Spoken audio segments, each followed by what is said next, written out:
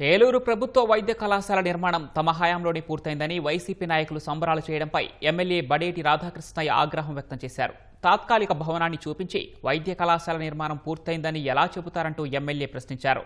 కూటమి నాయకులు అధికారులతో కలిసి అసంపూర్తిగా ఉన్న భవన నిర్మాణాలను పరిశీలించారు. కూటమి ప్రభుత్వం వచ్చాకే వైద్య కళాశాల పనులు ముందుకు సాగుతున్నాయన్నారు. వైసీపీ చేస్తున్న అసత్య ప్రచారంపై చర్చకు రావాలంటూ ఎమ్మెల్యే సవాల్ విసిరారు.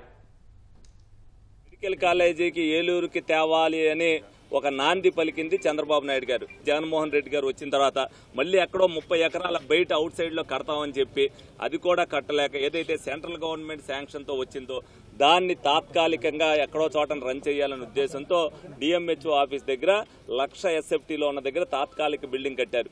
నామమాత్రంగా 150 మందితో రన్ చేద్దామని చెప్పి చేసినప్పటికీ కూడా ఏ విధంగా అక్కడ కేక్ కట్ చేశారనేది ప్రజలకు సమాధానం చెప్పవలసిన పని ఉంది. 3 లక్షల ఎస్ఎఫ్టీతో కట్టవలసిన గవర్నమెంట్ హాస్పిటల్లో 1,00,000 దాంట్లో కట్టిన దాంట్లో కేక్ కట్ చేస్తారా? సిగ్గుందా అసలు వాళ్ళకి? ఒక కళ్యాణ మండపంలో డిబేట్ పెడదాం, కాలేజీ స్టూడెంట్లు పిలుద్దాం, వాళ్ళ పేరెంట్స్ పిలుద్దాం. మేము ఇప్పటికి కూడా కాలేజీ అవ్వలేదని చెప్తున్నాం. కాలేజీకి సంబంధించిన ఎన్ని కోట్ల వరకు ఉంది, ఇంకా ఎన్ని బిల్డింగ్లు కట్టవలసి ఉందనేది మేము అందరం కూడా చెప్తున్నాం. ప్రభుత్వం ఏం చేస్తుంది అనేది ప్రజలందరికీ కూడా తెలుసు.